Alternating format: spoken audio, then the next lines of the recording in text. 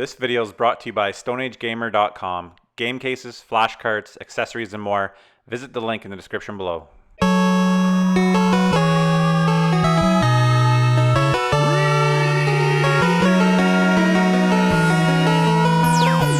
Canada. Hey, what's going on, guys? SeeJayAre here today with my 2014 Game of the Year video.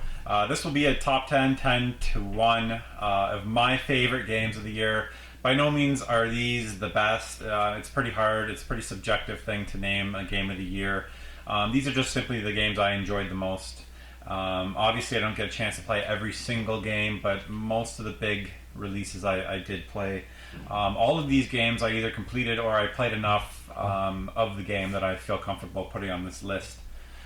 So starting with number 10, I feel like this game, a lot of people forgot about it because it was released kind of earlier in the year, not towards the beginning, I don't believe. I think it was more spring, from what I remember. It's been a long time. Anyways, that game is South Park, The Stick of Truth. I actually picked up the Grand Wizard Edition. I'm looking at it now. I should have pulled it out. Anyways, the South Park game has been long awaited. It was delayed for good reason. I don't mind a game being delayed if it's going to be a good product when it comes out. I'm a big South Park fan. I've been watching South Park since the mid to late 90s when it first started.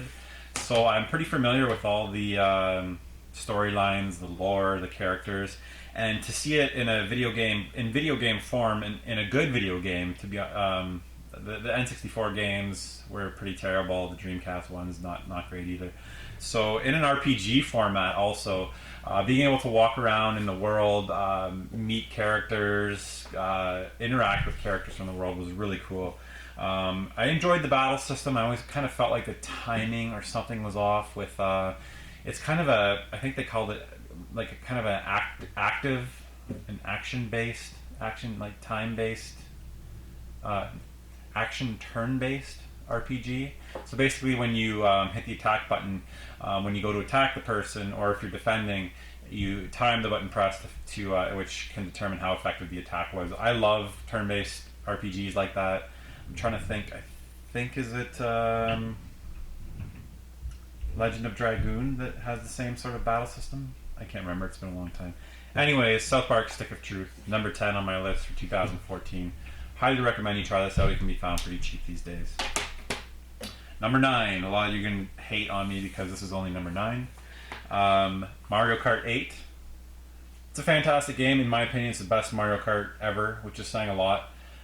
They basically just didn't really change the formula, not until the DLC at least. DLC finally introduces some Nintendo characters from other games, which I think that they really need to do. I would love to see a Smash Brothers, a Mario Kart Smash Brothers, if that makes sense, if you guys know what I mean. Basically just taking all the Nintendo characters and putting them into Mario Kart, which is what they're doing through DLC. I'm not sure how much of that will continue, but Mario Kart 8, absolutely fantastic. Looks beautiful in HD. The Wii U is capable of some pretty nice visuals. I didn't play this a whole lot online. I'm not a huge online gamer, to be honest. Mostly just going through the single player and playing with my nephew. A little bit. I played a little bit online. The one thing that annoyed me about this game was trying to change the control scheme, trying to switch from the gamepad to. I was trying to play with the fight pads that I got, the Hori pads. The GameCube controllers that I showed off in a previous video. I picked them up for Smash Brothers, but I wanted to try it out on this, and I couldn't even figure out how to switch it to that controller from the gamepad. It drove me nuts. I don't know if that's an issue. It's probably something stupid that I'm missing, but it was really annoying. So yeah, Mario Kart 8, number 9 on my list for 2014. A lot of these games could probably be interchanged. This probably could have gone as high as 7. It was pretty tough to make that decision. Number 8 on my list, Infamous Second Son. Pretty hyped game by Sony, probably one of their first, probably between this and Killzone, I think was probably one of their exclusives that they were hyping the most. Didn't quite live up to those expectations, which games do, to be honest. Very rarely does a game surpass people's expectations. This game had a lot of hype. I never completed 1 or 2, I think I completed 1 and didn't get very far in 2. the city of Seattle, the digitally rendered city in this game is absolutely gorgeous. It really gives you that West Coast kind of rainy vibe. Beautiful, beautiful city. A lot of like native influence. The character himself is of native origins. I guess you can say it's a little bit repetitive, but I really enjoyed it. Just this week, I'm not sure when you guys will be seeing this video, but they just released on PlayStation Plus the First Light DLC for free, so I can't wait to get into that once I get back from my vacation. But Infamous Second Son, I really enjoyed this game. Great battle system. I really enjoyed taking on, I forget, it's been so long since I played this game, forgetting the name of the faction of the bad guys. The smoke power is what I used most of the game. Towards the end, you use the neon, and video was the one I grew to love. At first, I didn't want to use it, and then towards the end, it kind of pushed you towards using it, and I really enjoyed it. There was a couple battles towards the end of the game that you had to use the video, and that actually may have been ended up being my favorite power. But yeah, Infamous Second Son, that's number 8 on my list. I love this game. Number 7. I've been playing this to death lately. I picked this up a while back. For some reason, it was up $20 at my Target. I jumped on it. It was the one game that I was going to ask for Christmas, and I just happened to stumble across it for $20. Maybe paying $20 helped me. I don't think it did, to be honest. This, in my opinion, is probably one of the best racing games in the last 10 years. It's a perfect mix between Project Gotham and Forza. It's kind of right in between. It's not a sim, but it's not full arcade. There's still lots of customization options. You still have to brake around corners. It does take some skill. You can't just drift. It's not Ridge Racer by any means. The graphics are beautiful. You can go off-road basically wherever you want in the game. It features a lot of like rally type races, which I really like. You're in the southern France, northern Italy. I think it's mostly northern Italy, but that's a region that I've actually visited, and it's probably one of my favorite places that I've ever been. So that was kind of cool going back to that area, like French Riviera kind of thing. That's what it is. I've heard that there's a lot of paywalls in this, but it's really not noticeable, and not as much as Forza was. Forza was kind of in your face, constantly trying to bug you to buy upgrades. This one, not so much. I'm loving this game so much that I'm considering actually buying the Storm Island. I think it's called Storm Island DLC. But yeah, Forza Horizon 2. I like this a lot better than Forza 5 too. Really, really impressed with this game. Forza Motorsport 2 is number 7 on my list for 2014 Game of the Year. Number 6, Bayonetta 2. I was blown away by this. I didn't complete the first one. I tried it out on the PS3. I picked it up at a garage sale, I believe. It includes both games, which is fantastic. From what I hear, they improved on the battle system on the battle system from number 1. The graphics are really good. It's got that kind of Sega arcadey look, not really realistic, but it looks like a really good arcade game is the best way I can explain it. The story is just crazy. The voice acting is not very good in my opinion, but it's just the battle system it really doesn't get old. It's basically a beat 'em up, but it really stays fresh with a lot of timing based stuff that you have to get right to defeat guys. And yeah, I like I said, I was blown away. Pretty surprised when they announced this was going to come to the Wii U, and I think it really worked out for them. I'm sure this game, for like a mature game, I'm sure this one for the first time is probably one of the few that sold well on a Wii U. So yeah, Bayonetta 2, number 6 on my top 10 list. Number 5 is NBA 2K15. Probably the game I've played the most out of all these games. This is the best sports game ever made, hands down. Last year's NBA 2K14 was the best sports game ever made. You might be able to compare MLB The Show 14. It might be in the conversation, but I think NBA 2K14 to me is, and to most, it is the best sports game ever made, and this is better than NBA 2K14. So this is the best sports game ever made. You really can't argue with it. The career mode, the graphics are. Last year. This was probably the only game that looked truly like a next gen game, like the leap from the previous generation to this generation was shown off no better than in this game. So this is the year after, and it looks even better. More customization, better graphics, way more animations. The career mode's better than last year in my opinion. It's an absolutely fantastic game. I know not everybody's into basketball games, but that's, for me, that's got to be on my list. That's number 5. Number 4 is Wolfenstein: The New Order. I really enjoyed playing through this game. It's kind of a throwback. It's a purely single-player game. There is no multiplayer.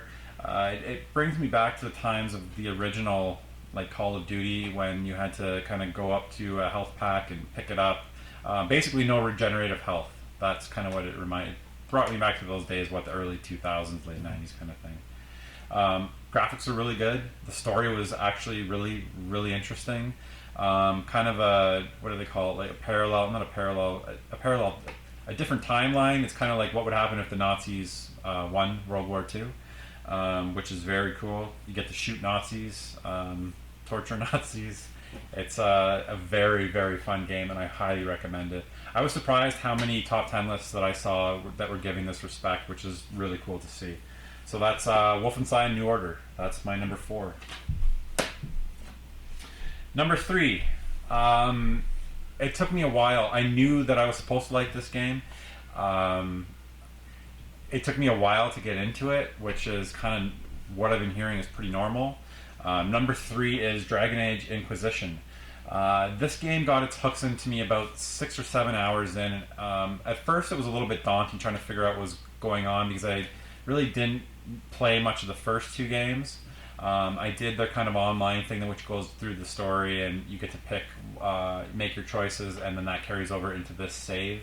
I forgot it all by the time I started the game. But like the double crossing in this game, the politics, the story gets its hooks into you. It's a lot like Game of Thrones, where people are backstabbing other people, and just the story is really good. At first, I hated the graphics. I don't understand why BioWare can't get it together when it comes to speaking to NPCs, matching up speech with what the character's mouth is moving. The character models are not good. The hair is terrible. It's stiff and really shiny and weird looking. It's almost like I got used to that. The world is beautiful. It's by no means a bad looking game. It's actually quite good. It's just stuff that kind of takes me out of the experience after playing games even like Shadow of Mordor, or even like LA Noire on last gen systems. It just can be done a lot better. I think BioWare is very behind when it comes to that kind of stuff. But Dragon Age Inquisition is my number 3 game of the year. Really enjoying this. This is what I'm playing mainly right now. The next 2 were a very tough choice. Basically, I'll show you the last 2. Number 2 and number 1. I just spoiled it. Number 2, Far Cry 4. I sold this game off. I actually found a good deal. This one's still sealed. I beat it. I sold it off right after I beat it just to recoup some of the money. I regretted it almost instantly because I wanted to go back and do some more stuff. EB Games in Canada had a sale on Boxing Day. The game was $39.99 with the Season's Pass, so I went and picked that up. And I'm about to get back into this if I ever get through Dragon Age, which I will. I will finish that. It's going to take me forever though. So the choice between these 2 is very tough. I really loved Far Cry 4. Graphics were insane. Looked really good. More of a cartoonish, realistic vibe, not like a picture, not like photorealism, but a kind of stylized realism, if that makes sense to you guys. The stuff you can do in this game is absolutely crazy. You can jump off cliffs and use your wingsuit to guide, and then you can, in the air, you can take over a truck, and it's just insane. You can ride elephants. It's a really, really cool game. The story's okay. It's a pretty light story. I didn't get a chance to try a co-op. I'm hoping to do that with my buddy Matt and try some of that stuff out. But I absolutely love this game. Far Cry 4 is my number 2 game of the year. Finally, my number 1 game, as I said, Middle Earth: Shadow of Mordor. Basically like a Batman-esque combat system. A lot of counter focused, countering guys' moves, especially some of the harder enemies. So which makes it kind of timing based. It's a little bit daunting at first. A lot of these games, because they're so big and such open worlds, you're not sure what exactly to do first. So once you figure that out, and once you figure out the ins and outs of how the missions work and how the what's it called? The Nexus? Is it Nexus system? I forget the name of the system. Basically, it's a system where when you kill one of the war chiefs or one of their followers, basically they have a power struggle and somebody can fill in that spot. That was absolutely amazing. That's really kind of sets this game aside from other action. This is kind of an action RPG. You're leveling up your character, but it's more of like a hack and slash. I really enjoyed killing huge packs of orcs in this. It's the kind of game where you would kind of scope out the area, set up your plan of attack. You could do stuff like set barrels of fire on fire, and that would kill out a couple guys. You could sick these big kind of beastie looking animals onto some more guys and take a couple out before you even got close. You could snipe people out with arrows, sneak up behind them, choke them out. You could there's just so many ways that you could approach any situation that it made it the combat never got old. There was always a lot of variety. Like I said, it's hard to be to say that this is the best game there. It's a very subjective thing, but this is the game that I enjoyed the most. Lord of the Rings games don't have a great track record, so this came as a bit of a surprise to me, and I think a lot of people. This kind of came out of nowhere.